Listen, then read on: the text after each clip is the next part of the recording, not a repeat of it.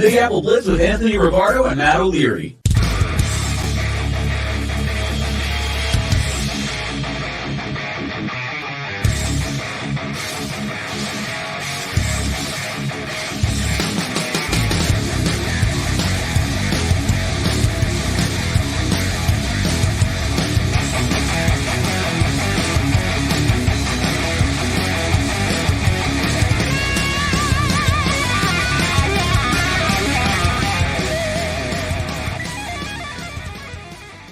Hello and welcome to another episode of Big Apple Blitz. What's going on? Matt O'Leary alongside Anthony Rivardo. Anthony, how are you this morning?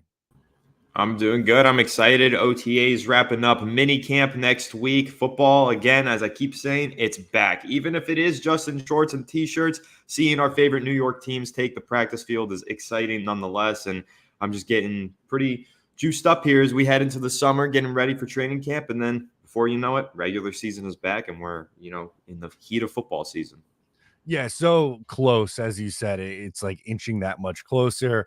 OTAs in the rear view for both of these teams next week, mandatory mini camp, so should be fun. And we got some storylines to get into today from both of these teams, starting with OTAs in the New York Jets. So one of the few players who wasn't there, the Jets had close to 90% attendance, but one of the few that wasn't there was Haason Reddick. And there's some rumblings of fear, more so from the fan base, about what that means for him and if he's going to hold out and all that stuff. So kind of wanted to start there today and talk about like if that's something that Jet fans should really be concerned about, him missing voluntary OTAs with his contract situation.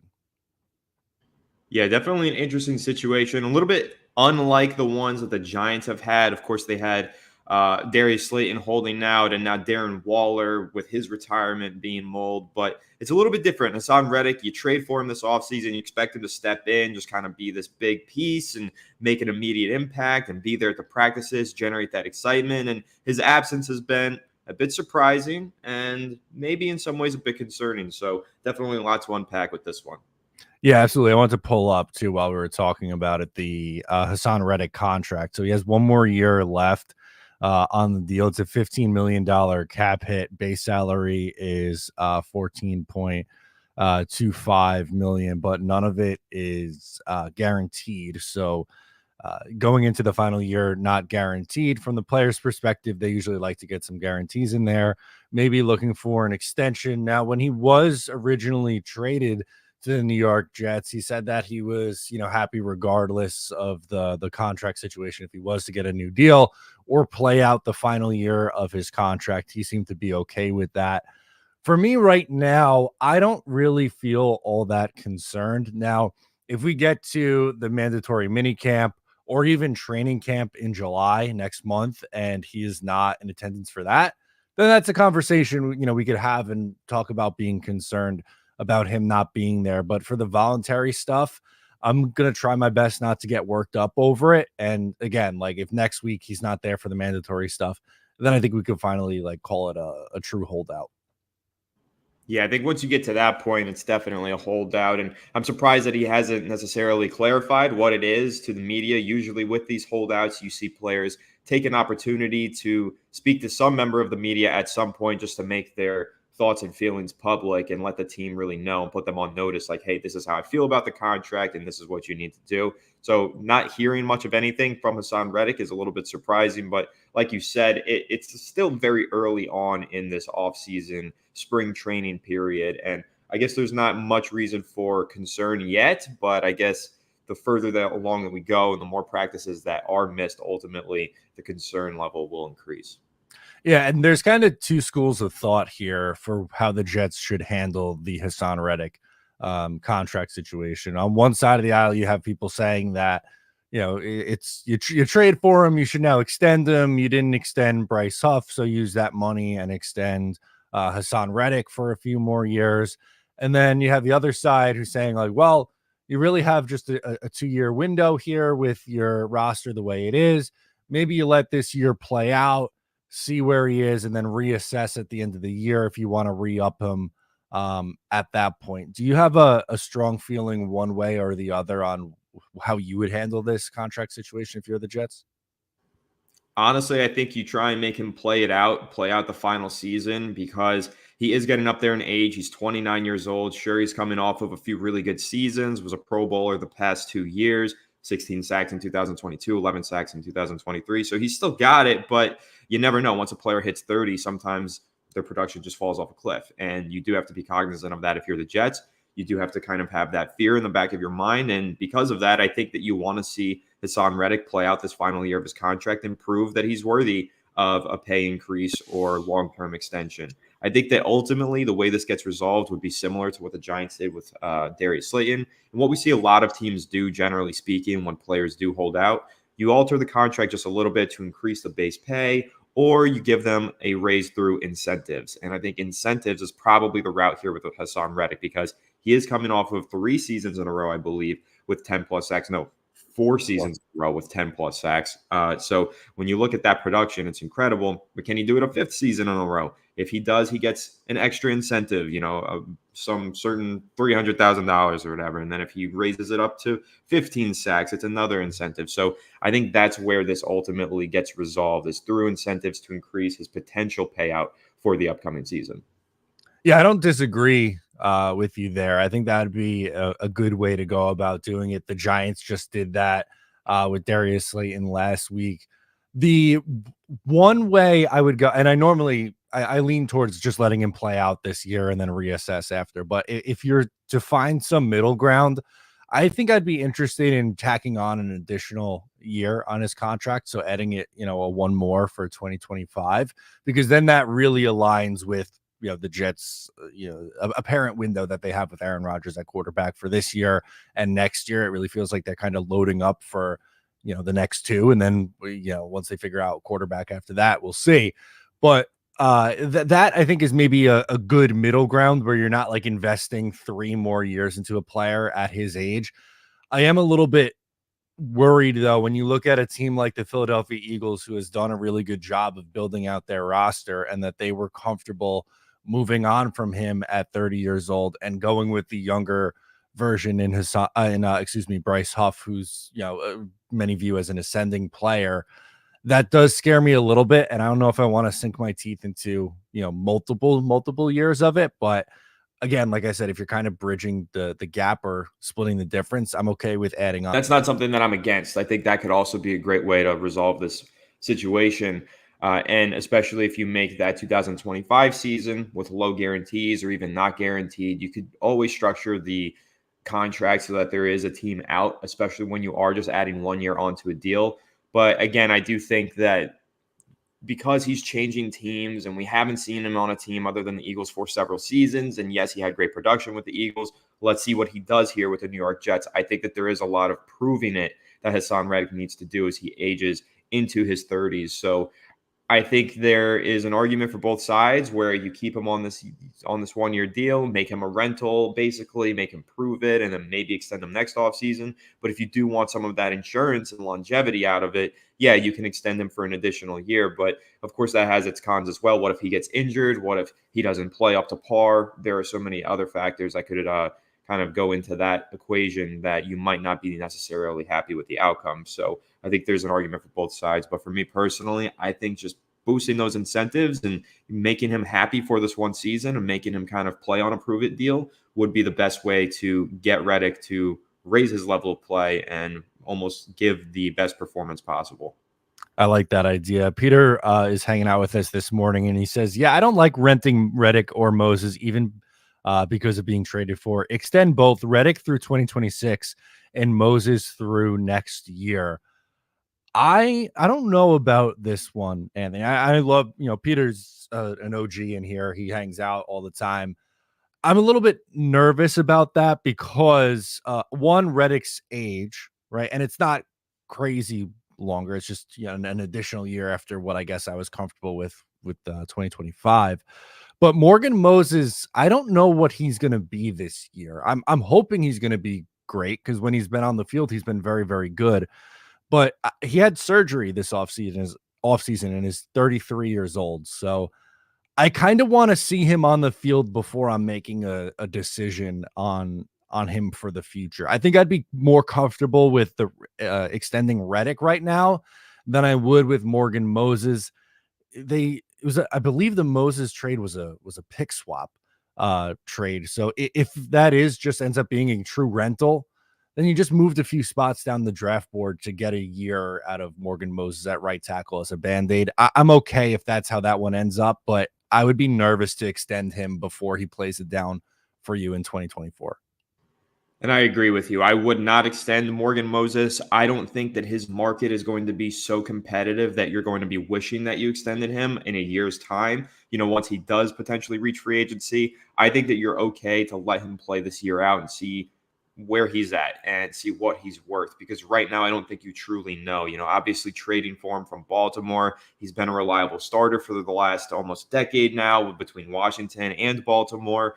But he is 32 years old. How much longer does he even want to play football? Maybe he wants to retire after this season. That's totally possible. We see that rather often. A player gets traded on the final year of his deal and then just hangs up the cleats after that one season. Maybe they just kind of lose their love for it after changing locations and moving around. So I think you need to see this season of Morgan Moses before you decide on his future, due to his age and, just everything else factored into that. So with Moses, I don't see the need to extend him sooner rather than later. I definitely think you can wait on that, but I could see the argument for taking Haason Reddick, giving him an extra couple seasons on his contract and hoping that he pans out.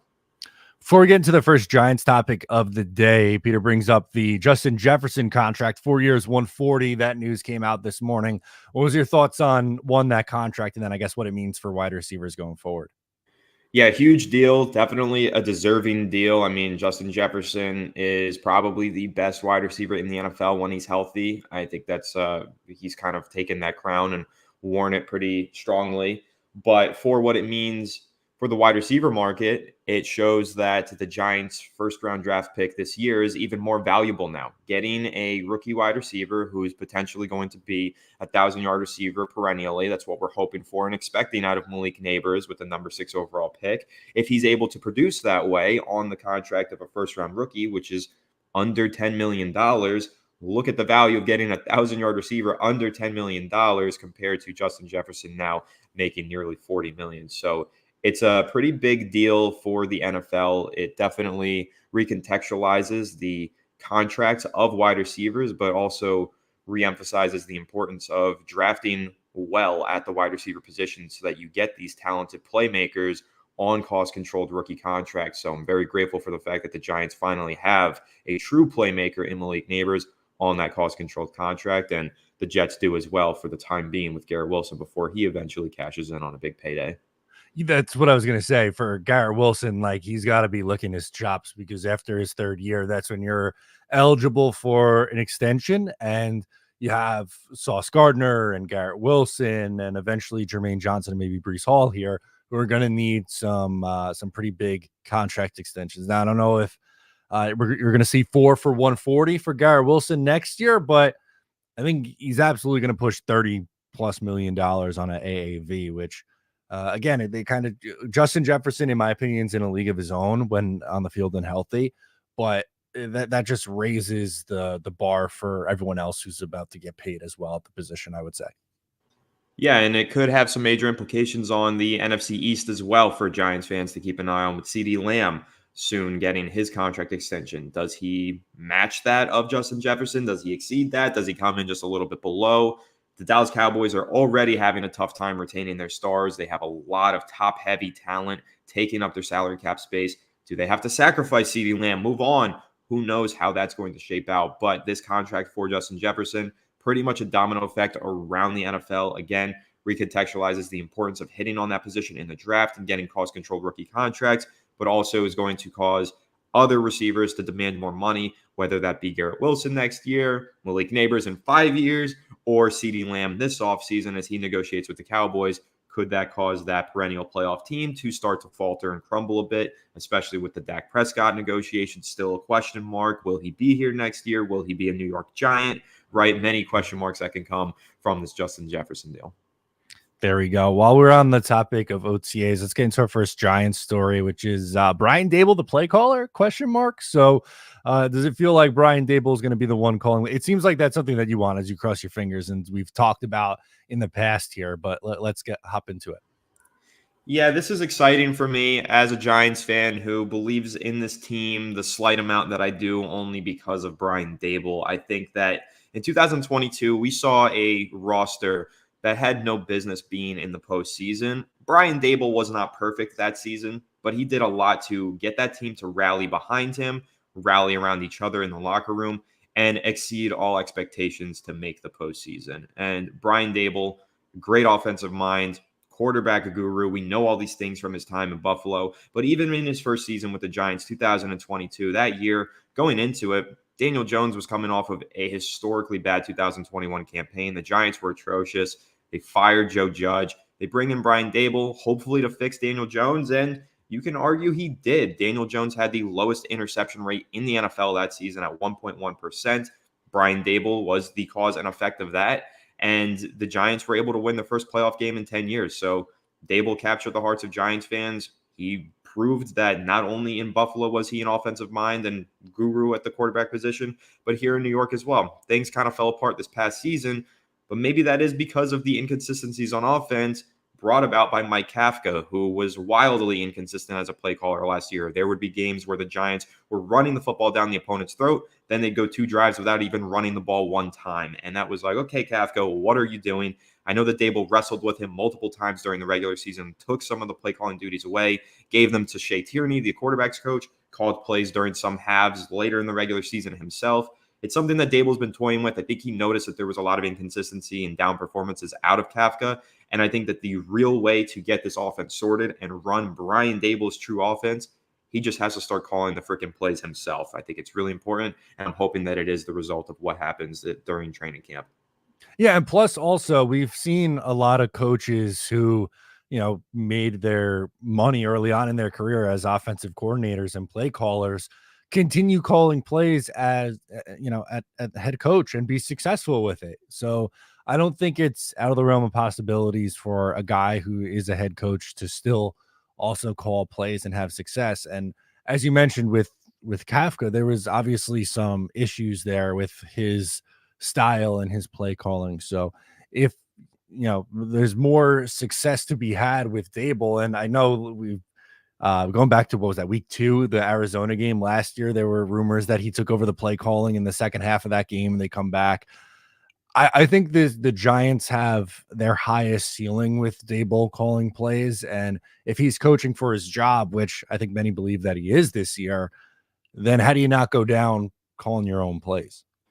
I completely agree with that point. If Daboll feels like he's entering a hot seat season, why would he put his faith in the hands of somebody else? Somebody whose feathers that he's clearly ruffled. I mean, Mike Kafka was trying to leave any way possible, go to Seattle, go here. He wanted to leave for an offensive coordinator job elsewhere. He was obviously trying to get head coaching jobs, didn't work out, but he was ready to go. And I don't think that Brian Daboll should put his future in the hands of Mike Kafka when Mike Kafka clearly is unhappy.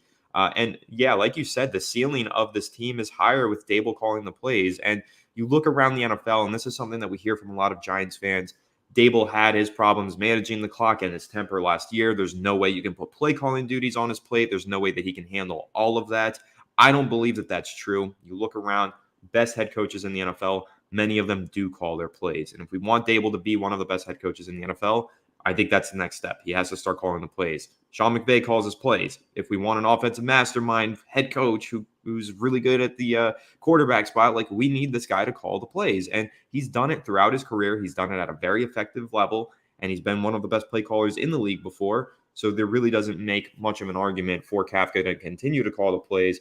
Brian Daboll has been practicing, is what he called it, at practice, at OTAs, practicing calling plays in preparation for the possibility of the season. And again, I really hope that it comes true and that he is the play caller this year. Yeah, I like this one from Peter again. Daboll provides stability in calling plays versus who knows with Hackett. Yeah, a very big difference in having Brian Daboll calling plays versus Nathaniel Hackett. But on the Jets side, I think you're just hoping that Aaron Rodgers is going to be making the play calls at the line of scrimmage. Yeah, and listen, the Giants don't even have that. Like, we don't have a Rodgers who can go to the line of scrimmage, make some hot routes and some audibles, and put together an offense. We've got Daniel Jones. He's got his cornucopia of problems, and among them, play calling or I guess play diagnosing at the line of scrimmage pre and post snap. So I don't really trust Daniel Jones to run this offense, and stability in play calling would be nice, as Peter mentioned. And Mike Kafka didn't really give us that. Like I said, there were games last year where things were working and then he just completely goes away from them, and it's just no explanation. And we would often hear, oh, we can't throw the ball deep because we don't have enough time in the pocket. But come on, any casual NFL fan knows you could do bootlegs, you could do rollouts, play action. There are ways to create time in the pocket to throw the ball downfield. The Giants just chose not to take those shots, except for the games where play calling duties were stripped from Kafka, like that week 10, I think it was, versus Dallas last year. Shea Tierney took over play calling in the second half. Giants had 0 points in the first half. They scored in the second half a couple of times. Tommy DeVito stepped in and started to put some drives together with Shea Tierney calling the plays. And again, Daboll took some of the play calling duties at some point. So it's an idea he's been wrestling with. And I think that stability and ceiling, those are two things that can be gained from Daboll calling plays. It's a move that absolutely needs to happen in 2024. I have a theory for you on Giants play calling this year. I think with not having Saquon Barkley is going to force them to become more creative, which will end up being a benefit, because I think they ended up relying just on Saquon too much. Like, oh, he's gonna save us. He'll be our offense this week. Without him, they're gonna go running back by committee here, which is fine. But I think you need to get more creative as a play caller. So maybe that ends up being a positive. I think that you make a good point there. The Giants often put themselves in a box and relied too heavily on their ground game with Saquon Barkley. There were games where he was running 30 plus times and barely scratching 100 yards. And you can't win like that in the modern NFL. You got to be able to throw the ball downfield. And so I think that losing Barkley is almost addition by subtraction, because you bring in Malik Neighbors, you create a more dynamic passing attack. You get a committee of running backs, keep those legs fresh every single down. You don't have to have a 25th carry from your running back anymore. You can have 10 carries to this guy, 5 to this guy, and 5 to this guy if you want to take 30 handoffs. So that's going to be important for keeping guys fresh and healthy. And that's also going to be important because the Giants want to throw the football more, want to create more explosive plays. And now I think they can open up the playbook and really maximize the potential of a guy like Malik Neighbors, combined with other players like Jalen Hyatt, who I know Brian Daboll is the one that called Sean McVay and the Rams to trade up and get Hyatt. He wanted to utilize him.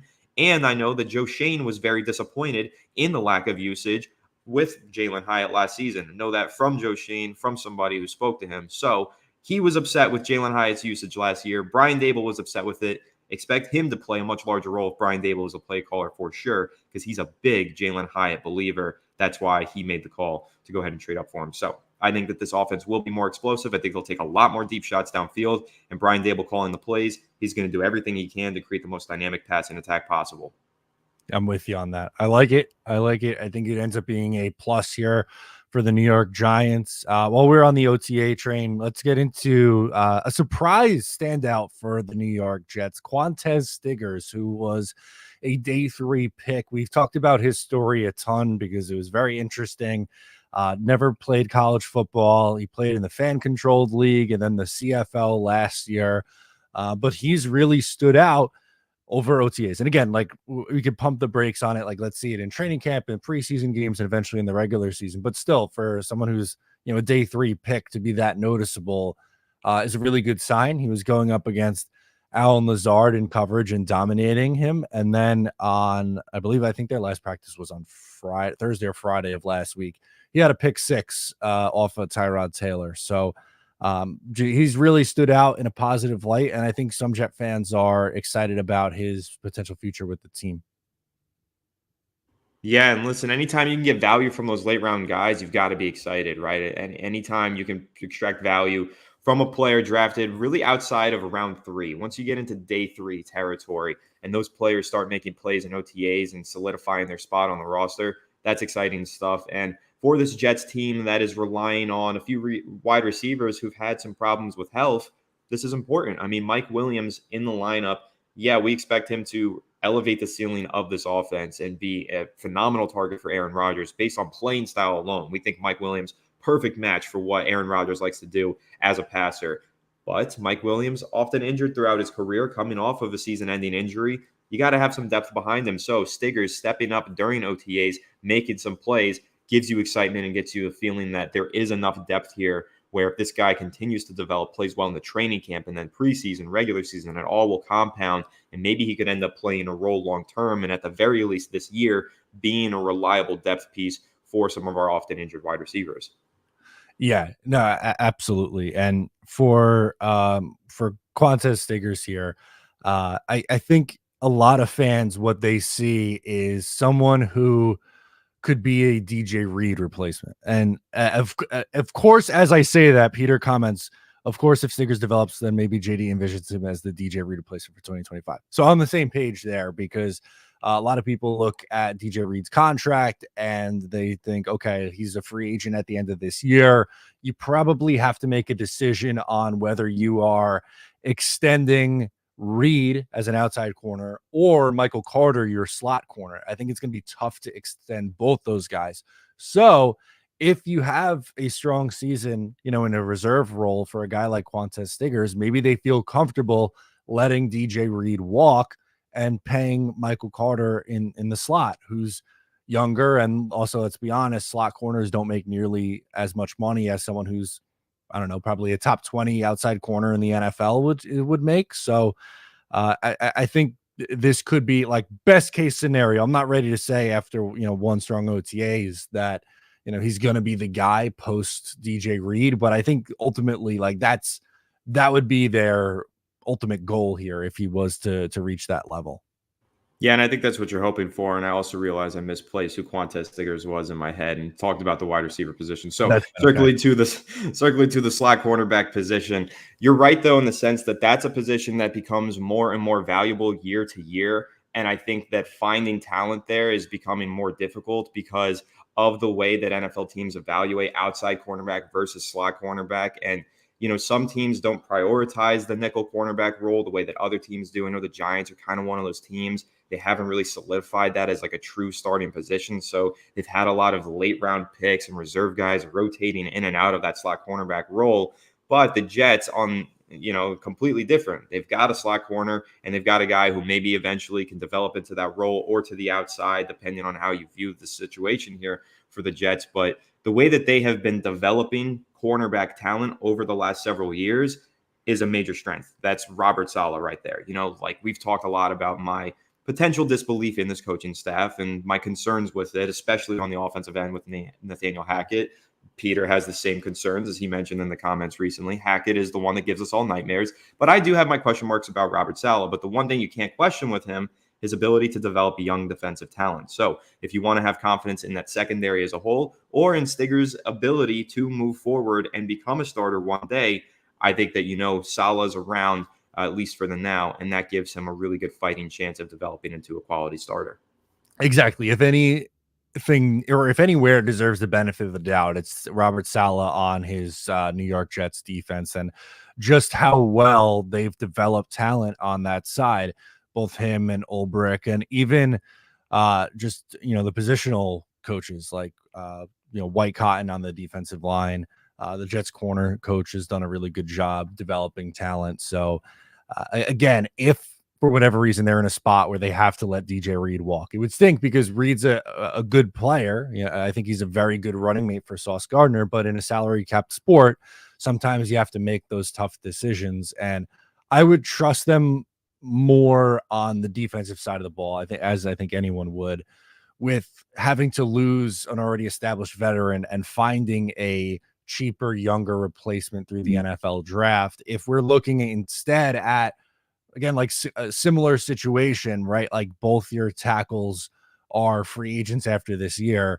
If the Jets are hoping that Carter Warren, who they drafted last year in the 4th round, can just eventually plug right in and start at right tackle, maybe that's the case, but I have a hell of a lot more faith in the defensive side of the ball and the defensive guy being able to be the answer than I do with someone on the offensive side of the ball.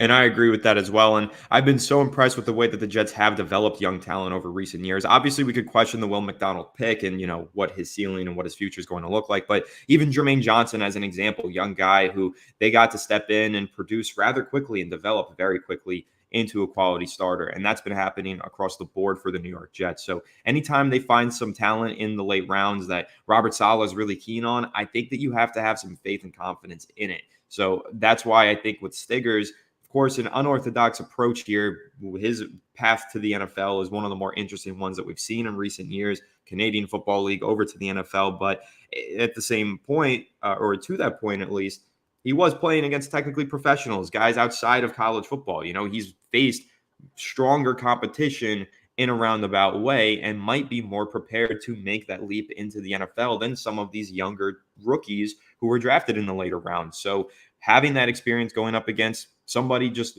older and more experienced in the sport of football, he's had that experience before. And I think that is something that's really important and could be playing a role in his quick development at OTAs. And maybe that does give you cause for concern. Maybe this could be fool's gold, right? This is just an aspect of some of these young guys step into OTAs and they don't look that impressive because they've never faced off against a 30-year-old receiver who's been in the NFL for almost 10 years, right? Those rookies have never seen that.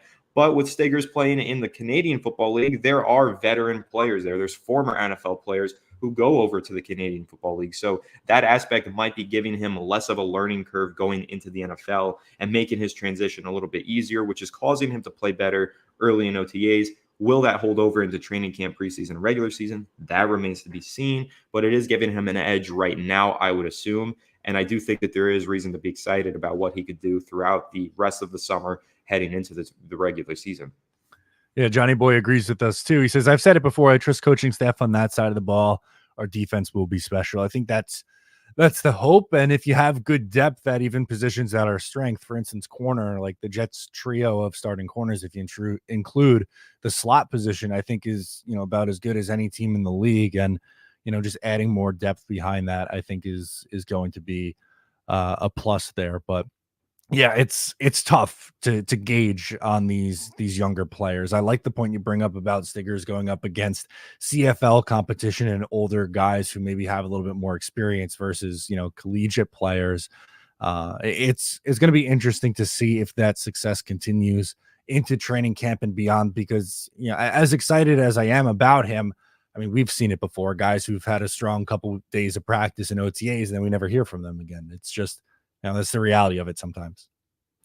Yeah, but I do believe that with Stiggers having that experience in the Canadian Football League, that is going to provide him with the experience necessary to not make this just OTA highlights and done. I think that his kind of forte here is the fact that he has faced strong competition in the past. It's not just the young 18-year-olds that he was beating up on. He was facing 25-year-old players, 30-year-old players. So I think that helps him right now in OTAs, and I think that's going to help him as he goes forward throughout the summer.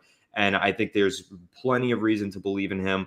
Like we mentioned, Robert Saleh, the defensive coaching staff's ability to develop talent on that side of the ball, but plus when you consider that he played in the Canadian Football League against a little bit tougher competition in some aspects. And I don't want to say tougher in the sense that the CFL is more talented than the SEC or anything like that. That's not necessarily the case, but it's just the fact that he's faced more experience and veteran players, I think is probably paying off for him right now in OTAs, maybe building his confidence so he can continue a strong summer of performances and not just be an OTA highlight reel that then fizzles out. I think that you can definitely see a path for Stiggers to continue his development and be a quality contributor for this Jets team.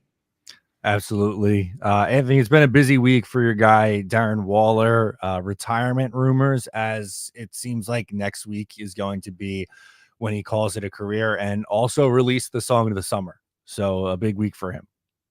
The song of the summer, that might not be how I would choose to describe it, but I'm glad you're keen on it. Drop your rating out of 10 on the song. Got to hear it now. Yeah, 8.7. The song was an absolute banger. Music video was fantastic too. Rivals Le'Veon Bell for best former football player to release music. I can't say that I am in lockstep agreement with you, but I'm glad you found so much enjoyment in the song and the terrible music video that he put out. But yeah, Darren Waller probably retiring next week, reported this morning by Jordan Rannon and Adam Schefter of ESPN. They said that they got word today that the New York Giants, people within the building, do expect his retirement, and they expect it next week before minicamp. So Darren Waller likely on his way out, and that is going to have pretty big implications on the Giants' salary cap space because it is post June 1st, which will result in an $11.6 million cap savings for the New York Giants, which they could definitely take and reinvest into this roster or roll it into the regular season and into next season if they so choose. But Waller's retirement does leave a little bit of a hole in the offensive lineup. No starting tight end officially. Now they're going to have to hope that Daniel Bellinger or Theo Johnson develop into that role. And I do have faith in them, but there are question marks in those young guys taking over. But I think that the extra cap space could be a really big benefit here for the Giants. Yeah, absolutely. I mean, if you look at it, as you mentioned, it was what 11.6 in cap savings, and then even over the next couple of years, you save a significant chunk of cap space there. By having Darren Waller retire, you lose him, as Tony chimes in and says, Giants finally get a number one weapon and lose a number two weapon. Is that your feeling on Waller? Do you think he would have been the number two option in this offense had he not retired? I think most likely he would have, because even though Darren Waller disappointed last year, we wanted him to step in, be a 1,000-yard receiver, be the dynamic weapon that transforms the offense. That didn't happen due to injuries. However, he did finish second on the team in receiving yards and did play really well when he was healthy. He was a very reliable tight end receiver for this Giants team. So wasn't the phenomenal game-breaking potential Pro Bowl talent that we wanted him to be. Injuries played a huge role in that, but was still a very reliable receiver. So with Malik Neighbors in the lineup, potentially going for over 1,000 yards this year and hopefully getting like 120 targets, you could see a world where Waller would have been the number two guy, gotten half of those targets, half of that yardage, but that's still very valuable to have a tight end put up 550 yards and a couple touchdowns, hopefully. So it is a shame that Waller is not fully committed to football and is not going to be back with the team next season. But I do have faith in guys like Theo Johnson and Daniel Bellinger, so I'm hoping that they can make up the difference with Waller leading the lineup. Plus, with no Waller in the lineup, maybe this leads to expanded roles for some of these other receivers. Wandale underneath and in the middle of the field where Darren Waller usually operates, and hopefully open things up for Jalen Hyatt to get more targets and play a larger role this season, as I mentioned earlier when talking about Brian Daboll's fondness of Hyatt. So opens things up, but I do think it is a more underrated loss. Giants fans maybe not realizing the scope of the loss of Darren Waller. Yeah, we'll get into what the Giants can do with that newfound cap space in a moment, but wanted to toss this one up from Johnny. Ant, Waller needed to retire after that video. I died slowly while watching that. The chick in the video didn't even look like Plum. LOL. Ant, what is your team doing? Haha. I don't know what my team is doing anymore, to be completely honest. It seems like every week, every month, every day, there is a reason to be embarrassed by the New York Giants. This month, it's this ridiculous video from Darren Waller. Last month, it was the ugliest uniforms of all time. So every month, somehow, some way, Giants fans get kicked while we're down, and Waller is not making that any better. What I will say, though, for Darren Waller, clearly going through a mental health crisis, not dealing well with the divorce from his wife. I understand all that. So I respect him for taking his time to make this decision and wish the best for him. But that music video was not it. That was not the way that he should have projected his feelings to the world, in my opinion. Very messy video, very bad song with way too much auto-tune. I don't know what my team is doing anymore. It is just turning into a circus show, and I wonder what kind of clarification we'll get on Darren Waller from the upcoming Hard Knocks that comes out in just under a month here. Yeah, there we go. Maybe we'll get some updates there. But as we said, this creates some cap space for the New York Giants. So are you spending that money or just rolling that over?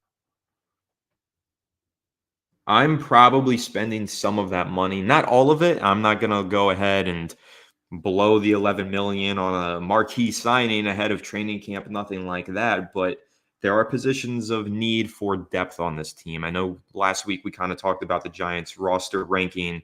I think it was 31st according to PFF. And I mentioned that there are holes in the starting lineup. Like, there are talented players in starting positions, but that's not a solidified position with those guys, right? Like CB2, for example. We like Cordell Fly. We like Nick McLeod. Are either of those guys established quality veteran players? No. So could you add a quality veteran player to be an established starter there? Probably, now that you have an almost $12 million extra dollars in your piggy bank. So I think that there is room to improve this roster in the starting lineup and, of course, in the depth areas. I mean, the Giants could use more depth at nearly every single position. So I would use some of that money, not all of it. You definitely need some insurance money going into the regular season. Giants should know that last year, having to pick up Justin Pugh off the couch.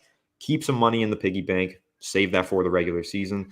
But this roster does have room for improvement, so I would try and target at least one player that can probably bolster your lineup.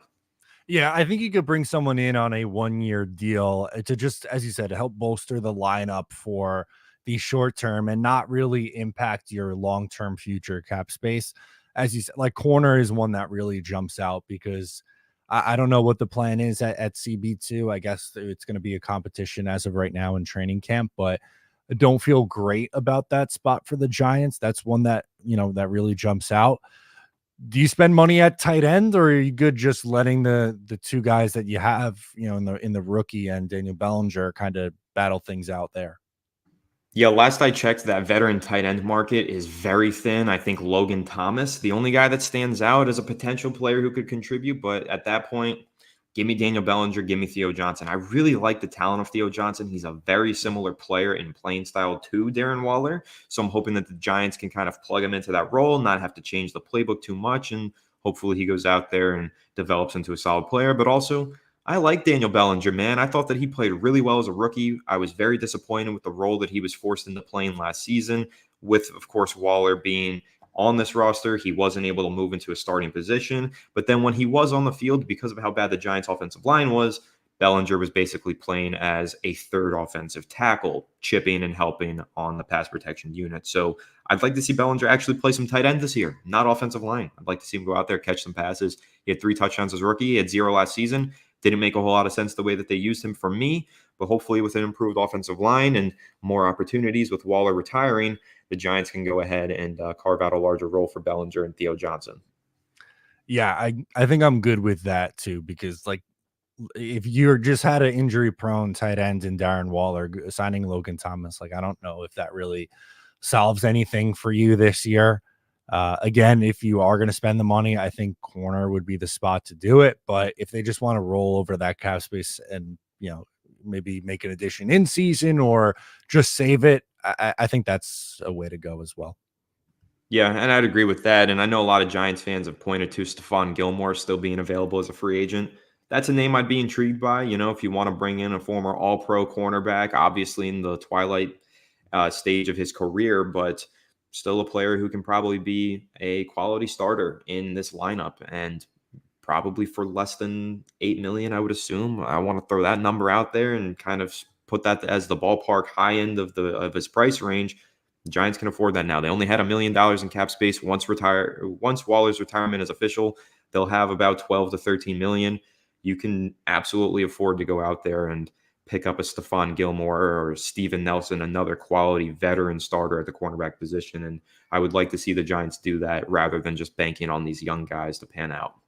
Yeah, I'm with you on that. I think it makes sense at this point in the offseason. Hard to see someone getting much more than what you said in free agency there, $6 to $8 million. Maybe like that's the tag somewhere in that range. But I think that's the move at this point. Agreed. All right, so that's gonna do it for us on this episode. Any thoughts or predictions before we talk again on Thursday? I'm not really sure what could occur here. I think that maybe Waller makes his retirement official within the next few days, and then we'll see if the Giants do decide to shuffle around that cap space and make any moves. But for now, I think it's just going to be biding time until we get to mini camp and seeing what happens at these next practices. But going to keep a close eye on Brian Daboll at all of these practices, and got to see if he's going to go ahead and be the play caller of the season, as we hope that he is. So that's going to be the number one thing I'm keeping an eye on. As Unglued Banjo, great name, says, like button, please. Yes, before heading out of here, hit the like button, subscribe if you are new. We will be back on Thursday to talk all things New York Jets and Giants. But for now, that'll do it. I'm Matt. He's Anthony, and we'll catch you next time.